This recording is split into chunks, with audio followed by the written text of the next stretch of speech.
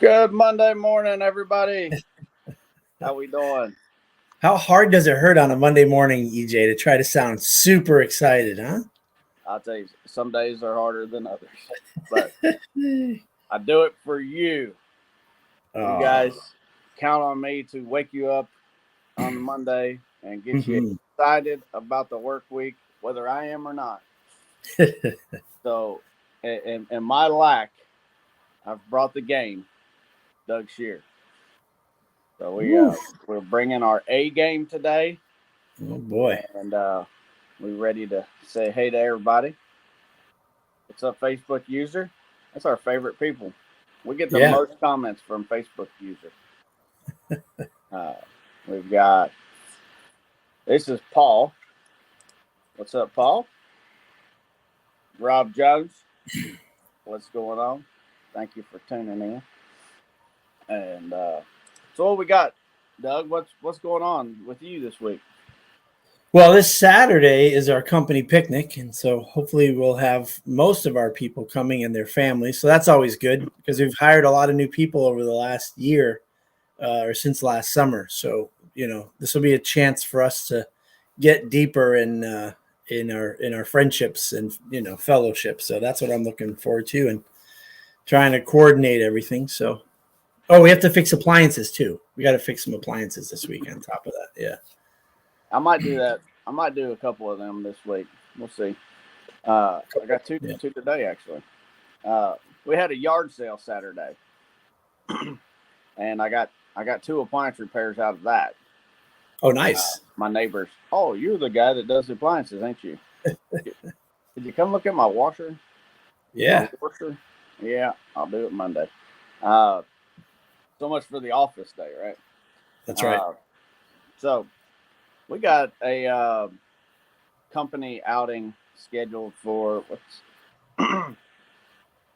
about 2 weeks from now. I think it's the 23rd.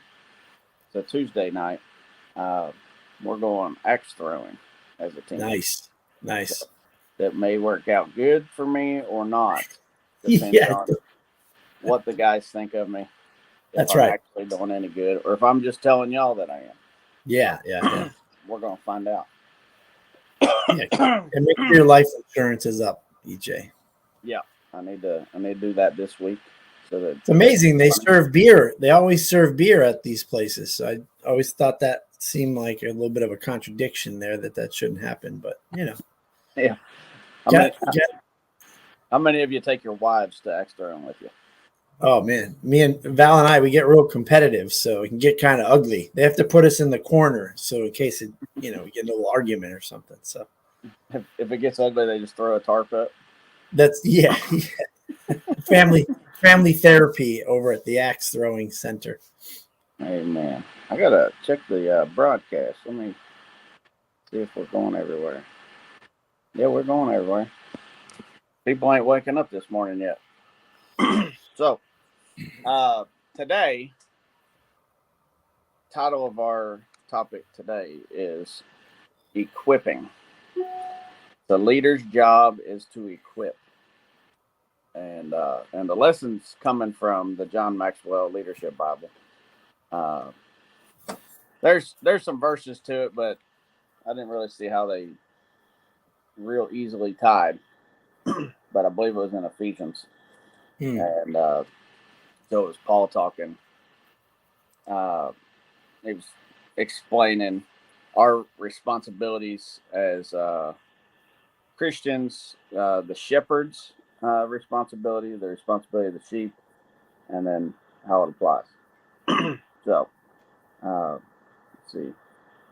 Paul says he brought his wife. She hit the bullseye first throw. Well, that's it. Better competition over. Stay in line. She knows what she's doing. No axes in the house. That's it. Keep them in the woodshed. If she asks you to go out to the woodshed, don't do it. Don't do it, Paul. Now what? That wasn't your Paul. That was another Paul. Sure. That's good to know. Good to know. So, let's get started with the prayer, and then we can get into it. You want to do it today, or you want me? Go ahead, EJ. I know we call on you every time you're on, don't we? It's all right. All right, Lord, Heavenly Father, God, we thank you for today. We thank you for Mondays. It's a start of a week where we can use the gift that you've given us, Lord, to provide for our families and take care of our communities. We thank you for that. As much as we don't always like Mondays, Lord, they're given to us by you. Lord, we thank you for this opportunity we have to be on this platform ministering to your people in the service industries. Lord, we don't take it for granted. We appreciate the blessing that you've given us and the duty. Lord, we thank you for all of the brothers and sisters we have on screen and off. Lord, we ask you to guide and direct the words that come out today, that it would be from you and that people will know your love through what we say and do, Lord. And we ask you to be with each and every one out there as they travel throughout their day, all their interactions. Let them be filled with positivity and love and helping people in the world. We ask all this in your Son, Jesus' name. Amen. Amen. Coming out of the basement. I come out of prayer, and you're in a different room now. I'm making breakfast, and All right. All right. So I'm gonna look over here because that's where my notes are. So don't be alarmed. So it says, if leaders wish to equip their people, they must give them certain gifts, and there's eight gifts that we need to be doing and giving as leaders. Mm-hmm. And it really hit me as I'm reading this, because while we're having these times of growth in my business, it's really a gut check for me. What kind of things am I doing on this list, and what kind of things do I need to do better or start doing? So we're gonna say hi to a couple people, and then we'll get started here. Chip, perfect weekend, and away we go. Have a great week. Thanks, brother. Go read yourself. Juan, good morning and blessings for everyone. Juan from Southwest Florida. Morning, Juan. Sunny Florida. Got to rub it in, bro. Have a great week. Number one, I must care for them. And CARE is an acronym. CARE. Communication, affirmation, recognition, and example. That's, I mean, we can go through these one at a time if you want and talk about that. That way we don't get lost in all of them. But that one's a mouthful by itself, ain't it? That's a whole topic for an hour and a half of training, right? To make us great leaders. Yeah. I mean, that's almost kind of like a subconscious way you're going to behave and work with your people, right? As a leader, to communicate well, affirm them, recognize them, right? Yeah. And then celebrate. Go ahead. And celebrate, right? An example would be to celebrate, I'm assuming. So. Yeah. Yep. So I think of the saying, they don't care how much you know until they know how much you care, right? It's like when I think of care, that's what I think of. It's like, I care about my people. Do they know how much I care? Or do they just know what I expect? Communication. I've been accused in the past of building people up too much. Like being the hype man. Yeah. It's like, man, I just couldn't live up to the expectations. Like, he thought I was so good. Yeah. It stressed me out. And I'm like, maybe I got to dial this back a little bit. But I get so excited because I want to celebrate people. Sure. I had a technician once. His name was Max. He started his own business, and we started growing and getting bigger. And I didn't talk with him as much as I used to. And every time I call him, he go, "What I do wrong? What I do wrong?" That's what he asked right away. And I knew what he was saying without him saying it. Is like, hey, you only call me when there's a problem or an issue that needs to be figured out. And I was like, ooh. So I did something that doesn't seem genuine or authentic. I started to schedule in my Google Calendar a couple texts a day to call, like when I'm driving to work and back from work, just to say hi. Doesn't seem authentic, but running a business can get really crazy. So you kind of got to be intentional about just calling for no reason but to say hi and check in on them. Yeah. Actually, I had a general manager at a job I worked at where I learned most of my management ideas. This one, I kind of sounds like that, but he learned from the 1 minute manager. And what he did is every day he scheduled a time. It was twice a day. And it was midday or mid morning and then mid afternoon towards the end of the work shift. He'd get up from his desk and walk through the plant. Wow. And smile and wave at people, have conversations at different stations that he went to. And I think he tried to be legit about it, sincere. But after I figured out what he was doing, to me it felt kind of manufactured. But at the same time, even if it is manufactured, the fact that you take the time and care to do it. That's right. Because we get busy.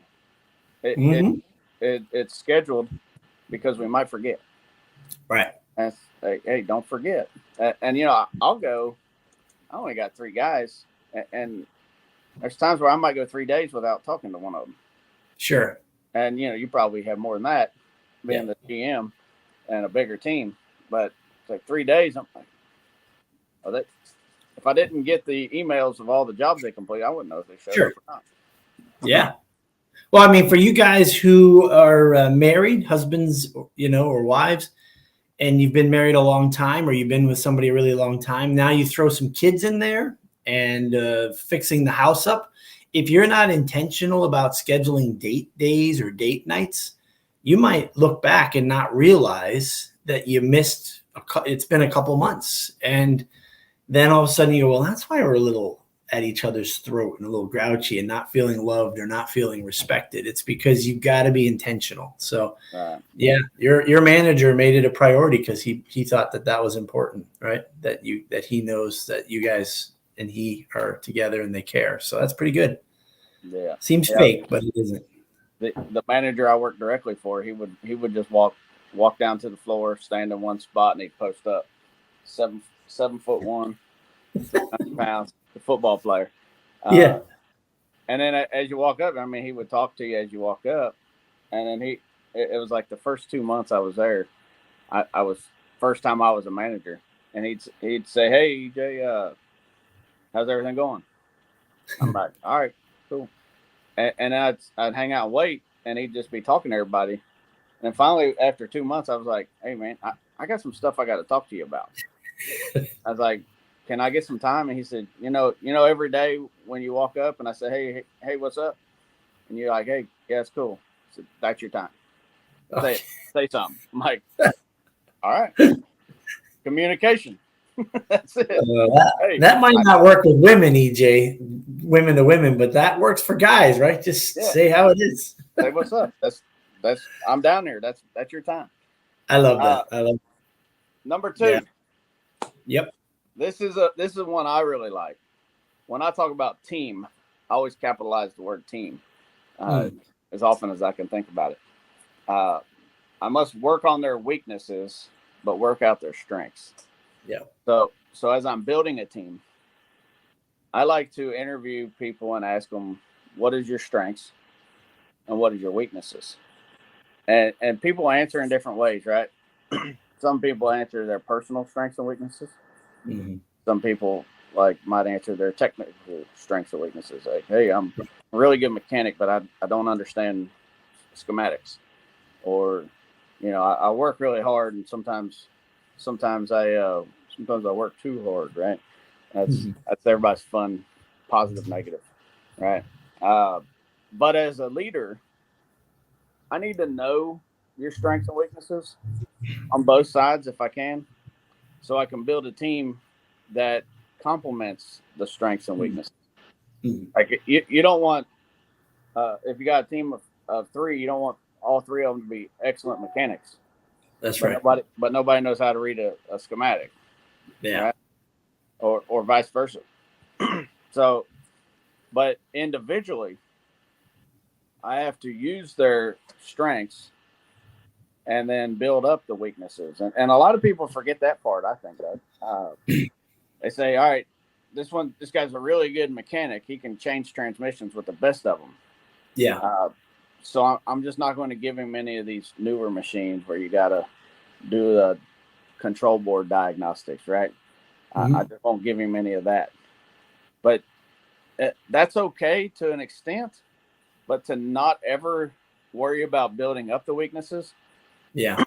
You got different strengths on your team that could complement that. Say, okay, while we're busy, we're going to focus on just working on your strengths. Mm-hmm. Just crank it out.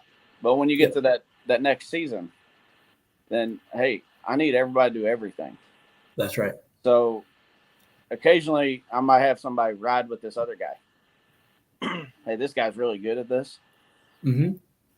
She spend some time, see if it rubs off, or Absolutely. Hey, maybe I'll get you this training that might help you with this.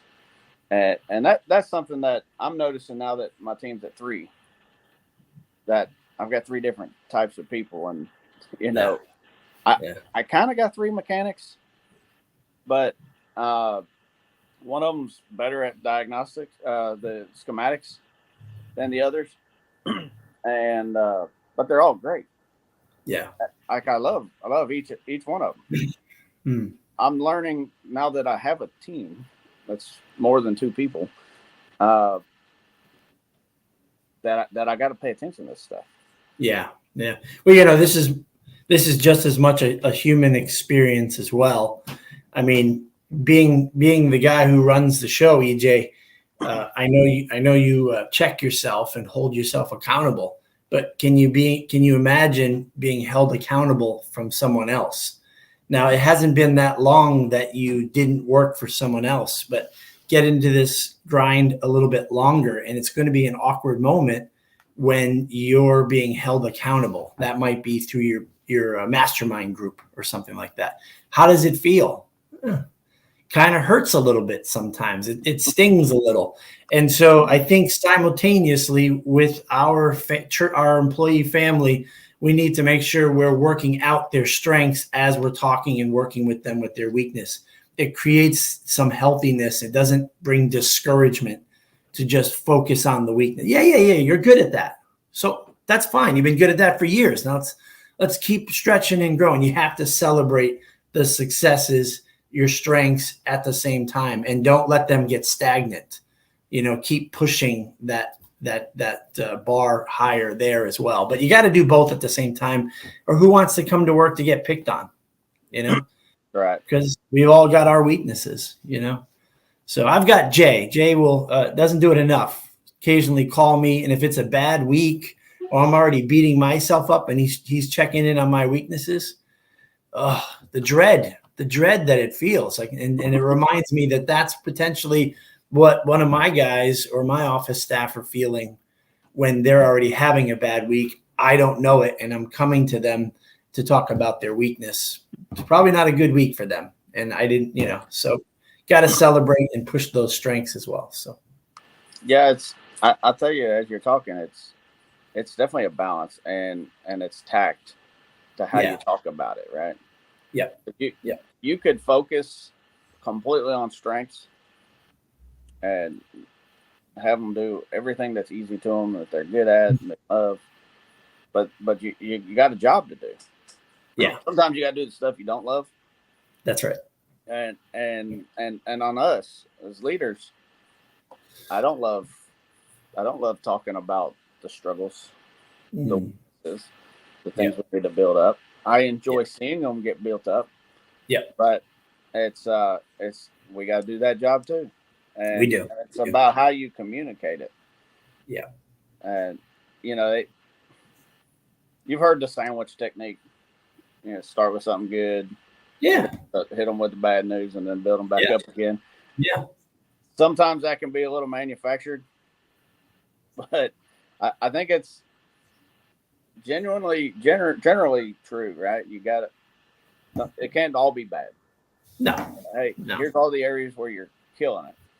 Yeah. And here's the areas where you're stinking it up. Yeah. Yeah.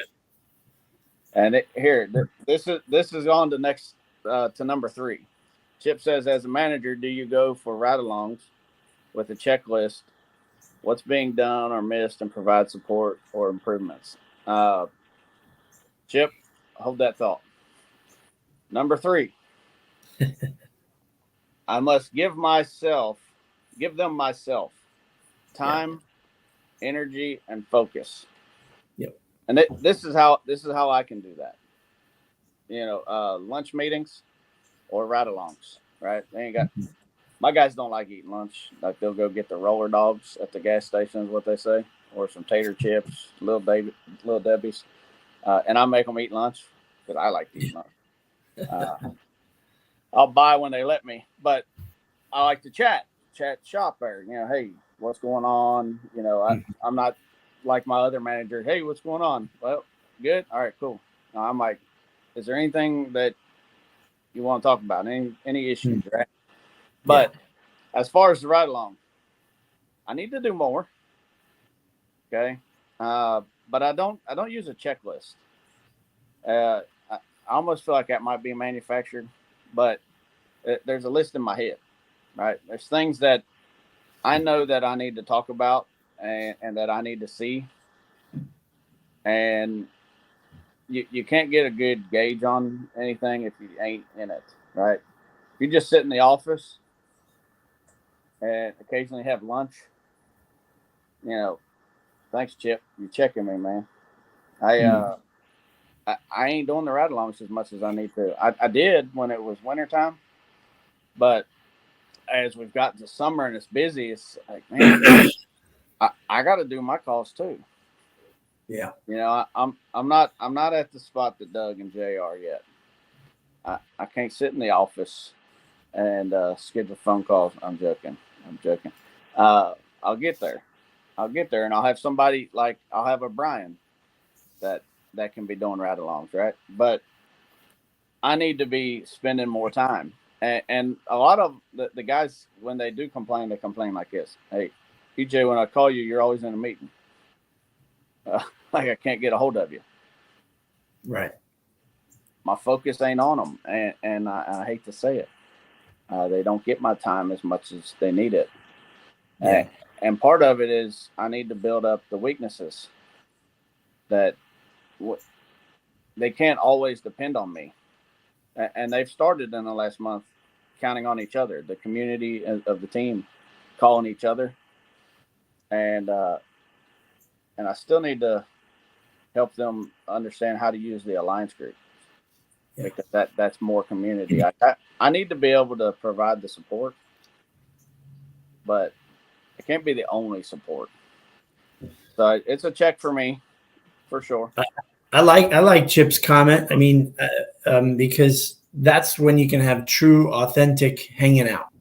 You can almost, if you're smart enough and you're not type A, you can almost say, "Hey, this is what I would say or do on that last call, and I heard you say this or that. Why'd you say that?"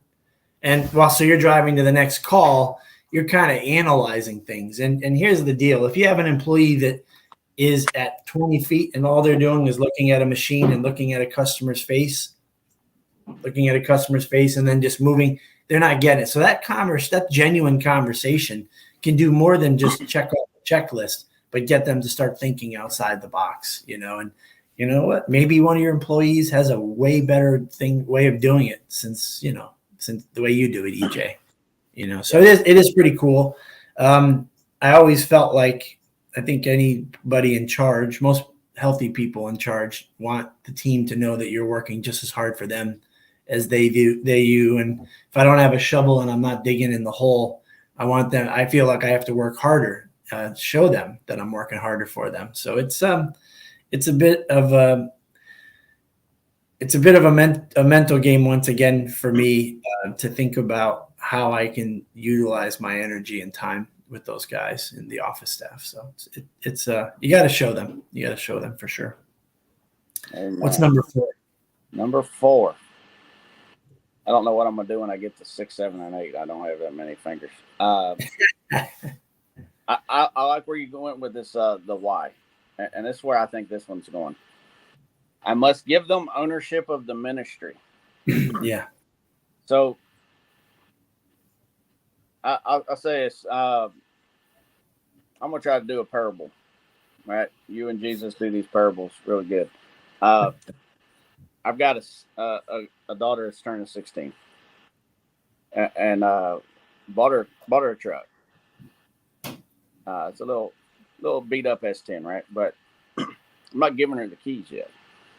I want her to understand what it is that she has and how to use it, right? And all the rules. And the way I think of that is, what's our ministry? Because this is a biblical leadership Bible. But what is our ministry in our business, right? We're here to help people. Yep. We have a job. They have service needs, and we're filling those needs. Now, are we just here to collect a paycheck? No, I mean, we have a purpose, right? EJ's Appliance Repair has a purpose to help our customers. We get paid, okay? We do the right thing, and we get paid a good wage. But why are we doing what we're doing? Why does all these little things, these weaknesses, these talks that we want to build up these weaknesses? Why does all this stuff matter? Why? And when I think of ownership, I'm not thinking let's give them a profit share. Like own the mission. We got a mission statement, right? You guys got code of values at Action. There's a mission statement. Own the ministry, the mission. What are we doing? Have ownership in it. Why? And I'll tell you, my two senior guys, they get it, and the new guys getting it too. But the 2 older guys, they get why we're doing it, because I've spent those ride-alongs. I've had the dinners, and we've had these conversations. They know where my heart is. They know, hey, this is why we're doing these things. Yeah. Right? This is how we take care of our customer. These are the things that we say, and we say it in a way that we mean it, because it matters. That them 2 have ownership from the start, and the other guy, he's getting it. He's getting it through the culture. I hope so. I think he is. You know, maybe they're just scheduling good phone calls to the manager. Yeah, right.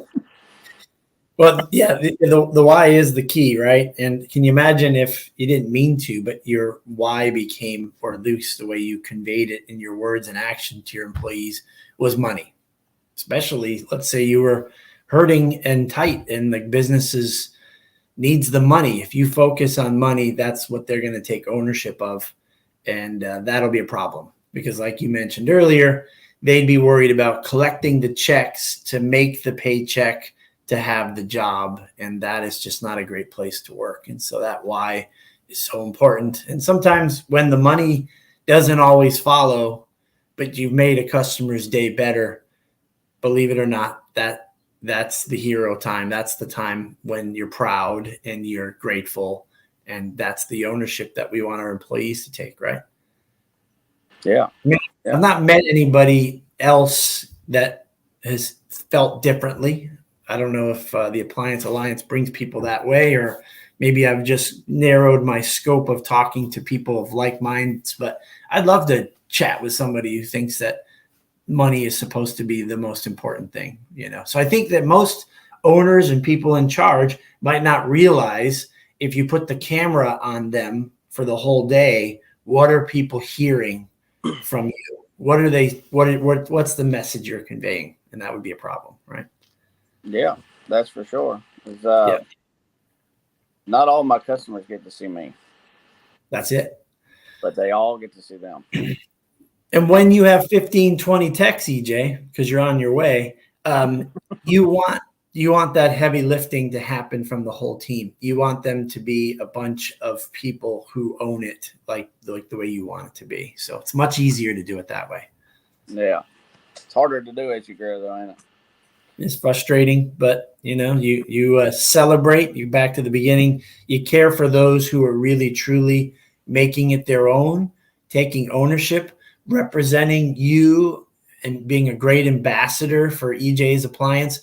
Every time, even the littlest thing that they do, and you go, God, and you catch yourself going, wow, that is so cool. That happened and I didn't know about it.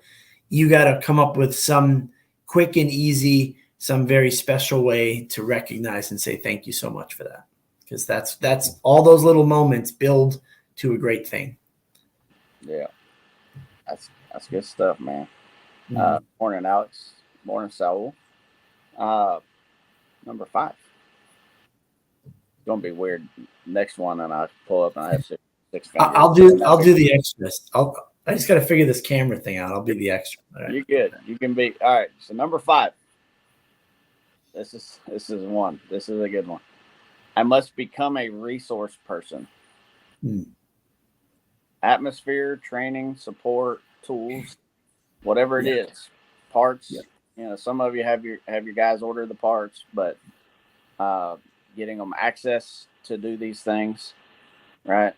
Oh man, you can make a list a mile long of the things you have to provide, and it's the things they depend on. And it popped in my head, but I don't want it to be misconstrued. Like my team's not my kids, but I think about my kids, right? Is what I'm thinking right now. They're not children, but they are depending on me to provide a place to live, a bed, toys, food, drinks, transportation, right? And my team likewise depends on certain things. They're not counting on me to give them a house or a car. Well, yeah, a van, right? A service van. And not want me to drive them places. I got to buy them clothes, right? I got to get them uniforms so they look the part. They own the mission. They're in the ministry. Yeah, they got to look the part. Got to get them a good vehicle. Make sure it runs good. It stops good. Seem like these caravan brakes, I got to change them every 6 months, man. I don't know what it is, but tools, parts, account logins. You know, I got to get them a schedule, make a route. I got to have work for them to do. Training. My guys all come in without experience. Even if you have guys with experience, continued training. Yeah, of course. The atmosphere is big. The culture. Yeah. I got to build the culture. I got to groom the culture so that they groom the culture. And the support's the hardest one for me. I mentioned earlier in my time. Yeah. I got to provide those resources. And it's a check.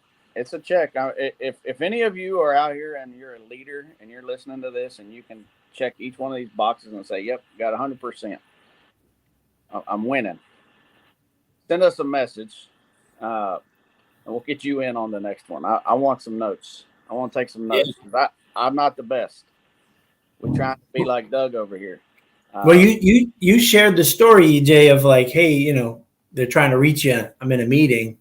They needed you as a resource. So I think it's important, no matter what size you are, to begin to get that information, that training, the tech support, get it now and get it at their fingertips, because it might cost you what? You can buy tech support from GE.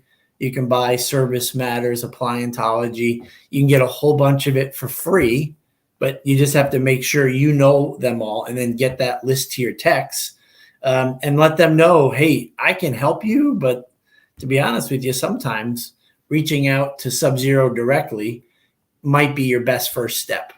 Now, if you're sitting on hold for 20, 30 minutes, maybe you add me into the call and we can chat while you're singing on hold, but try to set them up with as much tech support as possible so that they're not always relying on you.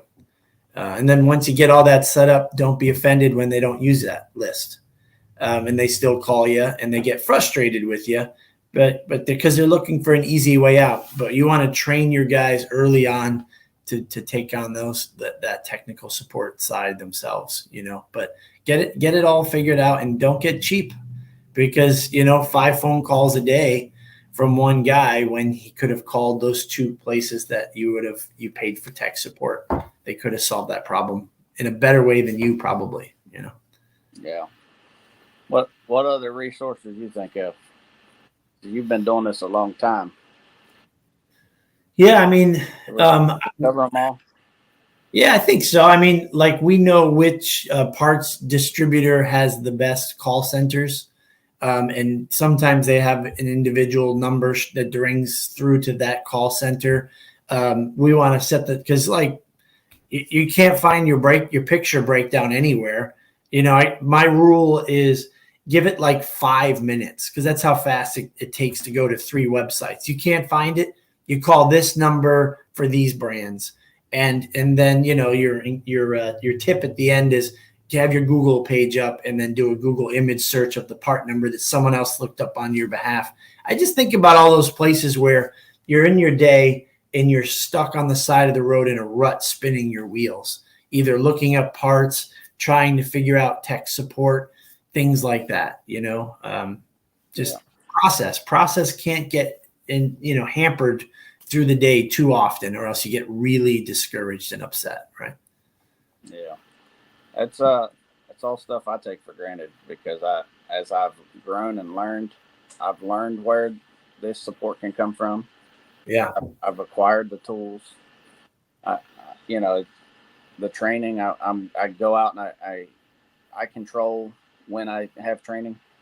Now, they can watch YouTube videos or read the Eric Klenert book that provided for them. I take a lot of it for granted. So you ready? You ready for the next one? Yes. Number 6. Okay. Number 6. I must make expectations clear. That's a terrible one. Yeah. That's a terrible one. It seems like I always look at it like when something falls short and I'm listening to whoever that is, a customer or an employee, and they're giving their reasons. On face value, you can assume they're just trying to duck responsibility. But truly, whatever they can muster out of their brain and their mouth, if it has any validity, then I take responsibility for it, even to the point where sometimes it sounds ridiculous, but I just want expectations to be incredibly clear. And you know how hard it is from a guy who speaks way too much and uses too many words to make a point? It's a challenge for me, but expectations being super clear is, at least if you have a technician or employee that's struggling and you've made it really clear with a great heart, with all good intentions, you can say, I don't think this is going to work out, because you've set them up for success by making those expectations crystal clear. And then hopefully together, when someone's not working out, they know it too. And there's that genuine caring for them, and you did everything you could. That's what I say every day. Did I do everything I could for that employee? And I'm usually finding I could have done a little better. So that's a very frustrating one for me. But yeah, I'll tell you, I was talking to another manager last week about that same idea. When you get, I'm not in this situation. Okay, let's clear this out. When you have a an employee or a team member that just ain't quite cutting it, right? Seem like they're just letting you down every time, right? Dean, we like to quote Dean saying, "It's you until it's not you," right? It is right. And very first thing I have to check is, have I clearly communicated the expectations? Mm-hmm. Right? That I might have felt like I did. I may have insinuated what I wanted, and in my head it feels like, well, that's obvious. Yeah, I clearly told them, this is it. This is what I expect, and it's like, why didn't they do it? Mm-hmm. They either blew me off because they didn't want to, right, or they didn't know how to, right, or I didn't actually clearly define what I wanted. That's it. Now, which way can you look at it? And the natural response is the way I just showed it. Sure. Either they're a dummy or they don't want to, and I got to cut them now, right? I'm not that guy. Yeah. I believe in the aces in their places, or the right butt in the seat, right? Right butt, right seat, however you guys say it. What am I doing wrong? This is a great guy or girl, right? This is a great teammate. Yeah. Love them. They got the right attitude. They got some really good strengths. What do I need to do? I've clearly communicated the expectations. Have I provided all the resources? Have I provided the support? Are they in the right role? Is it? Are they got the wrong culture? Maybe they're great, but they don't fit this culture. Yeah. And then the term that I was taught in management was coach them up or coach them out. Yeah. And it's not a choice that you got to make. I'm going to either coach them up or I'm going to get them out of here, right? But in management, I'm talking corporate management. We're not running our teams like this. In order to get rid of somebody, you have to have the processes in place, right? Otherwise, you're going to be fighting unemployment. So you want to document that you clearly communicated, outline these resources you've provided, and all these communications, all these conversations you've had that, we're talking about all these things, right? And I don't know why we're talking about the failures, right? But some of you out there might be dealing with this. But the idea ain't to document it so you can cut them. It shouldn't be. Hopefully you hired a good person anyways. And you want them on your team, right? But this is assuming that you have to do all of those processes to make sure that you've done your due diligence. Yeah. You've absolutely set them up for success. Every time they fail, it's your fault. And you don't carry it. Take it as a responsibility. Yeah. If you get excited about someone that you interview and hire, you want those expectations to be clear. You want to provide them with all the great resources, and that process to coach them up or coach them out. It's a sad day. It is a sad day. I also heard you say at the beginning of this point, they let you down, and right, they failed and they let you down. It's not that hard for me not to take it personally. Okay, I've got a process. I'm trying to make sure that if it doesn't work out, I'm not taking it personally, and that I did everything I could to make it work for them. But I know that we're all human. So EJ, you seem like a guy that has a caring heart, that has a big picture perspective. You love process and procedure. So I feel like we think a lot alike. Does it happen a lot or often that you take it, what was the word you used? They let you down. You took it personally. And it does happen to me occasionally, but I got to as soon as I'm in that spot, I got to get out of it. I got to assume the best of that person and say it's not about me. There's got to be something that I don't understand or don't know. And I get back to just trying to do the best I can to set them up for success and not take it personally. Are you somebody, and are you willing to share it? Is that something that your heart crinkles for too long when someone lets you down? So, no, I'm a lot like you. So it hits, but Yeah. it's very short lived because I think Yeah. it's the natural reaction.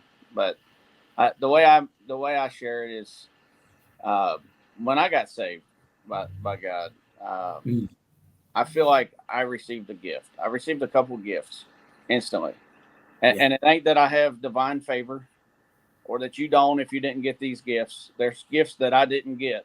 Still have struggles that I struggled profoundly with. But patience and caring, I just got overwhelmed with it. And of course, it took away the foul language, but the hate and the quick temper, I still have it. Yeah. Okay, but when I'm talking about a team that I care about, no, I don't assume that they're screwing me. Yeah. I was like, if I get that feeling like you, man, it's gone. Yeah. And, I just naturally want to think. I don't. It wasn't because Dean said it, but now I have the words to it. It's like, what am I doing wrong? Like, have I not? And it's like when you get to that point where it starts to bother you, for me anyway, that's when I know, like, I've done everything. Yeah. And that's the coach them out, right? You're not trying to get them out, but you had mentioned they know they're failing. They know they're not making it, right? Yeah. And they can see that you've done everything. You don't have to tell that person to leave. They find a way out, and it's okay. Sometimes. Well, I'll tell you something in the spirit of making expectations clear, people like you and me who are hard to read because maybe we're not reacting like you should in that moment when you're being disrespected, or number one reason why they're not doing it, because they don't want to and they won't. Yeah. That's a really awkward place. So you and I, and probably many others, have this feeling of not taking it personally, but I don't know that I'm making my expectations clear when I let that happen and don't share with them somehow that it was a bad thing and it did affect me, the company. So Renee Gagliotta, she's the president of UASA. I was having breakfast with her at an ASTI 3-4 years ago, just the last breakfast before leaving. And it was just she and I told her, hey, I'm feeling like I'm getting stabbed in the back here. I'm doing everything I can. Now she's like you. She's got that accent going on, and I've never forgotten it. It's always, she's like, well, Doug, that kind of stuff happens even down south over here too, So I'll just bring them in and I'll just look them in the eye and say, I'm really disappointed in you. I expected more from you. I would have never thought of saying that because I'm thinking I'm just piling on to their crappy day by letting them know that that I'm disappointed. Now, disappointed, I think, is different than saying you've let me down, because that means you kind of, oh man, I gave up on you. I'm done. Like, what happened there? This seems, and I might be overthinking this, but I love that phrase. I'm still trying to work it in. I've used it a couple times. I think I'm being clearer and more transparent of expectations when they do need to be corrected and reprimanded without going the full tilt and writing them up, letting them know that, yeah, I was disappointed. I expected more from you on that. So thank you, Renee, with your cool accent. I do use that accent when I say it, which is weird because then my technicians look at me funny, but no, I'm just kidding. Yeah, they don't. They like what you're saying, or they're feeling it, but they wonder, where the heck is this coming from? Where'd that accent come from? But it's a beautiful thing. You got to let people know when they're disappointed. So for you enablers like me and EJ, somehow you have to come up with some phraseology that will help people know that they did cross that line and they do need to know that we expected more from them. Yeah. Chip's got a question. He says, I feel techs in the field have a better feel for parts their truck should be stocking. Do you know what your vans have for inventory? Are you allowing and encouraging same day repairs, time to get parts to resolve customer repairs within reason? It's a great question. Yeah. I don't have a list for inventory yet. That's one of my goals for this year. I have a list that I made up that I want to keep in inventory. And the guys have a good understanding. One of them made his own inventory. Shout out to 5-Star. Made his own inventory and he tracks it himself. Yeah, I love it. They both order the parts that they use that they're getting low on. They know what they need. Absolutely encouraging same day repairs. Anytime they've asked, which is not as often as it could be, hey, order this part, please, for this call so I can take it with me. Absolutely. Every time. I don't even question it unless it's something that's weird, right? Like, you sure that's it? I'll order it. Yeah. They have the ability to go over to Tribbles and say, that's the only one we have in town, and just grab it. If you got to go get it, go grab it. Take it back if you don't use it. Well, like you, we have a mic or two that want first time completes. They'll request and say, hey, I think I use this part a lot. Then our software system will figure it out. If a tech uses it more than say 4 times a year, we'll throw it on the truck. And I got to tell you, but I also have a bunch of guys who don't know what's in their truck, and they don't have the mindset or the desire. Can't figure out that. Now I have EJ's finger that like they don't care or they don't know. I don't know which it is for some of them, but when your family gets a little bigger, you're going to have a bunch of different types of mindsets. But yeah, definitely help out. And as a small business, we can completely set those guys who strive for first-time completes up for success. Same thing with call counts. We'll tell the technician they have an ability in the software to mark a job longer by the hour. And so we definitely want to give them all the time they need. So my techs may not always believe that because they'll have 5 jobs with part orders and they mark them all 2 or 3 hours long. So technically I can only give them those calls or less. And then they get through them in 40 minutes and they didn't take 2.5 hours.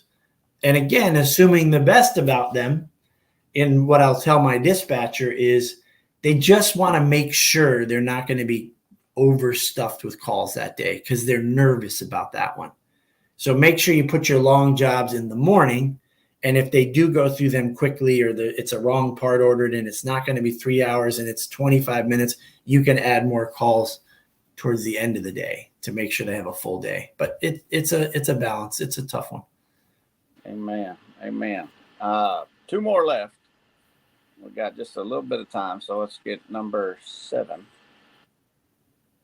Number 7, I must eliminate unnecessary burdens. Yeah. Yep. That's your job.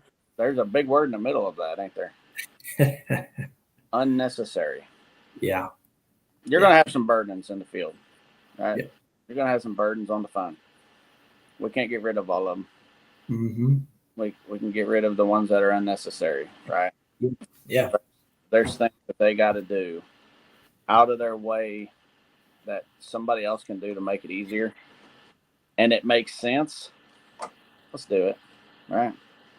Yep. Let's do it. Script or process, that eliminates a lot of unnecessary burdens. So if you have a good system in place, like an unnecessary burden is pulling up to a customer's house and they're not home.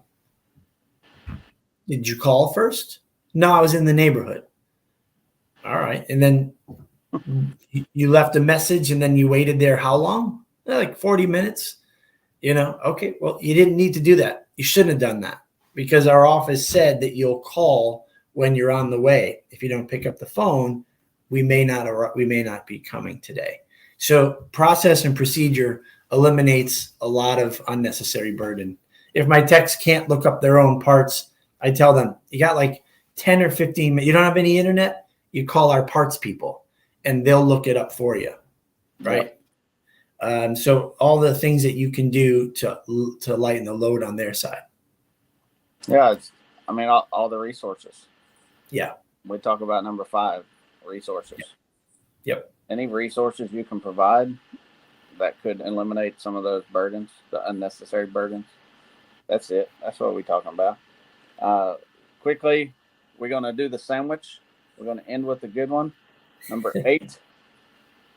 Number 8. I must catch them doing something good.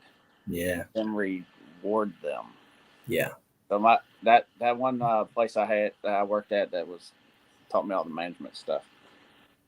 They had a ticket that you could give as a manager. I caught you doing something good. Mm. And it was literally, that's what it was. I don't have that. Right. I think it's kind of cheesy, but the sentiment was right. So I like to, and that's where I said earlier, I got accused of being too much of a hype man, right? Building them up too much. So I like to find the things that they do good. I'll tell you one thing I like doing, Doug. You know how big I am about 5-star reviews. Of course. I love the reviews, man. That's my gauge on how well they're doing. Yeah. Like, the money's money, right? We track the money. Okay. Yeah. Whatever. But the 5-star reviews, that's where my mission is. In my mission statement, it says we'll exceed the customer's expectations. Mm-hmm. Right? We want to do the right thing. Them 5-star reviews, I love the ones that have comments. Yeah. Man, I just love reading them. I read them before I go to bed, and I just fall asleep happy. Like, yep, that's it. And they wonder, because I screenshot the reviews that I love, and we got a group text, and I'll plug a few of them. Like, hey, Bill's out there killing it. Check him out. Took care of. You know, he's starting to do calls on his own, and getting his own 5-star reviews. Sure. Mike's getting them all the time. Terry, of course, as I love highlighting them. Here's some of the good ones. Or, hey, look, guys, we got 7 today. 7. Nice. You know, that's the stuff I like. Think about this, though, EJ. You worked at Sears for a hot minute, right? Yeah. You're a number. And the last thing at that time, when Sears was big and had thousands of techs, is they did not want 1,000 owners running around in their truck doing what they think is best for Sears or for them. Because there's going to be a lot of deep discounts. I'm going to give you that part for free because, 3 techs before me blew it. And all of a sudden, Sears would lose control of their profits because you got thousands of people just doing it their way. Here's what I think a strength to a small business. If you can set them up for success, be a great resource to them, give them and teach them your culture, your policies, your procedures, you set them up for success by giving them the power to solve a problem. So if this is if this situation happens, you can do, if needed, this or this. You can offer this, you can do that. Set them up for success. We already know you love reviews. Knew it from I think the first time I heard you speak on one of Alex's Thursday night meetings. Okay. But do you believe and do you think that your employees, who I know you want them to treat it like it's their own business, are they at that microscopic level? And are they really focusing as their mindset on the littlest things? Because those little things build and grow a really strong foundation. As a matter of fact, they help you have the best reviews ever. So when one of your employees does something simple like, I called them back on Saturday morning, even though we weren't working, because I wasn't sure if it was up and running. I just checked in with them. And they're not telling you that to brag. They're not asking to get paid for it. They're just bringing it up in the middle of a conversation. You got to stop right there and go, wait, what'd you do? On a Sunday you called? That means the world to me. Yeah. You made, you know what I mean? It's the real, you got to like really catch the coolest moments when they went above and beyond and didn't need to do it. And you need to ask yourself why. Why they do that? Because they care, they love, they're treating it like their own business. You got to be very genuine and seeking out those little beauty moments because they're just as big as the big stuff, you know. So I got a recent one I want to share. Sure. It's a 5-star review, but it highlights that, and that's what I Yeah, love. yeah. You're That's right. Yep. The reviews are awesome. What they say means more. There you go. There you go. This guy says this was a 210 warranty company customer.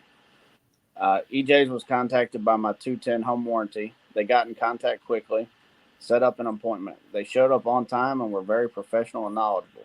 That's all normal stuff, right? Yeah. For us. Unfortunately, my repair requires an old part that is no longer available. They were, however, able to rig the fridge to cool without freezing stuff. Yeah. So, yeah. Context: side-by-side fridge has that little orange box damper assembly. Yep. Been unavailable for years. Right. So, warranty company, we could have just said, "Oh well, it's not available. Yeah. Buy them a new fridge, right?" And they might buy a new fridge, but this customer fridge is freezing stuff on the top shelf. You know what happens when it gets stuck.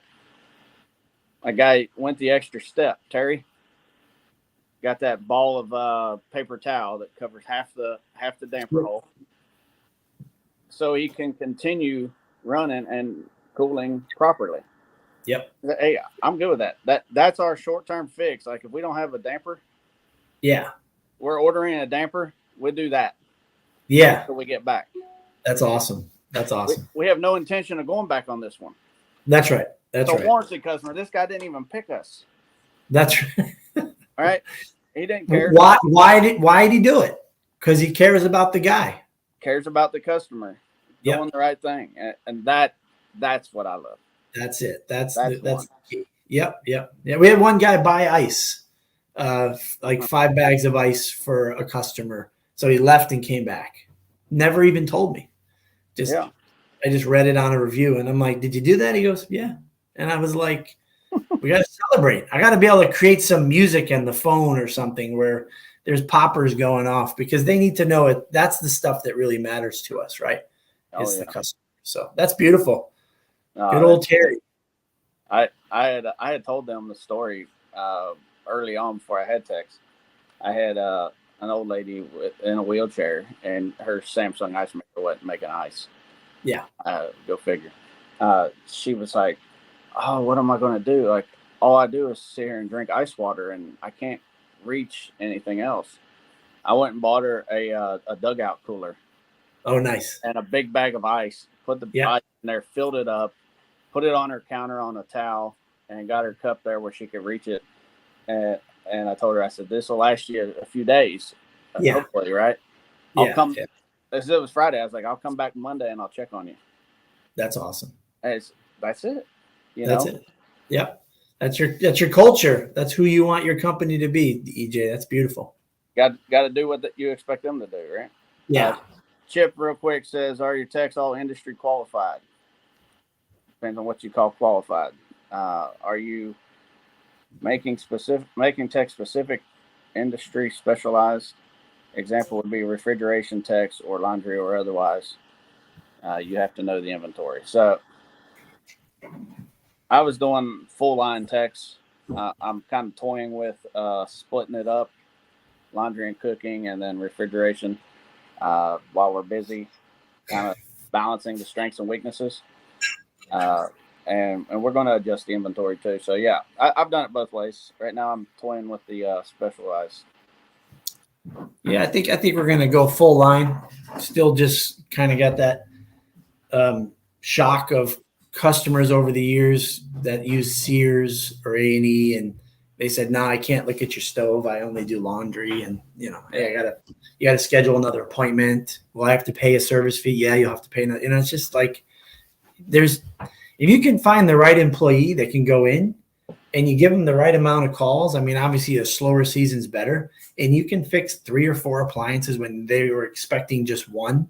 It's just one of those lifelong grand slam moments. So I think you got to get your guys equipped, but that's my opinion. So No, I agree. Full line is the way to go. It may not be sealed system. I mean, that would be nice too, but be able to work on all of them, and all of mine can.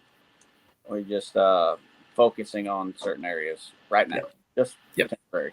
Guys, that was the 8 responsibilities of a leader to equip your team. Doug, I couldn't imagine anybody else to do this with than you today. That's 100% not manufactured. You're one of the best, man. Yeah, same here, my friend. You're way ahead of the curve usually, so you're already anticipating EJ's superstore and thinking big picture ahead of time. So that's good stuff. Well, I hope we were bring some encouragement to others and maybe just broaden the point of view of your business, because you know what, it is overwhelming, discouraging, disappointing, frustrating.